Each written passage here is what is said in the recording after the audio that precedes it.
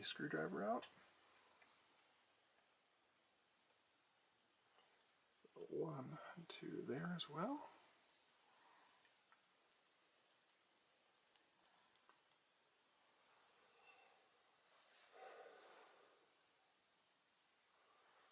Now for soldering irons, while I'm tightening this up, really recommend, if you're going to be doing this a lot, I recommend that you invest in a good soldering iron. I have a Weller unit, but there's other ones out there. You want a temperature controlled tip so that you can be very careful about how much solder you put on. You don't want to use your heavy duty soldering irons that you might use for bigger cables and so on. The other thing is, on the soldering iron, you want to make sure that you have a pencil tip, a little pad or a little sponge with some water in it. Helps keep it clean. But you want a pencil tip with a very small point. And the other thing is, you want to use a solder that's pretty small diameter. You can go out and buy heavier stuff for maybe your electronics projects. But if you see the difference in the size of the fine wire versus solder versus the little bit more project size solder, you see why.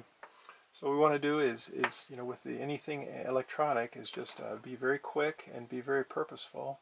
So you heat up your metal, let it sit there for a moment, and then you just touch some solder to it. And you don't need to have solder around the entire thing. Just simply heat it up enough that you can see a good connection and that power can get through there reliably. Alright, so that one's done. Now we're going to go ahead and solder the feeders for the actual power to the decoder onto the pads that they provided for us. Nice large pads, makes it very easy to do. I don't like to thread the actual cables themselves, the wires, into the holes that are provided. It just seems like it makes it for a very clunky install.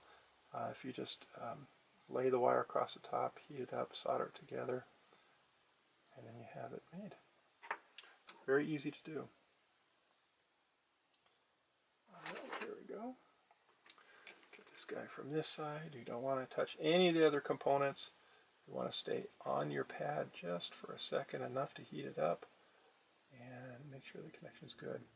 Watch also for a nice shiny finish. Shiny finish means that you've got a good hot connection there. You don't want to have a cold solder joint. That's just meaning that later on when it gets vibration and so on, see, that's a cold solder joint there. Now heat it up. There you go. Nice warm solder joint. And last but not least, also notice that I don't use a whole lot of solder here. You don't really need a lot. You just need enough to get that connection made.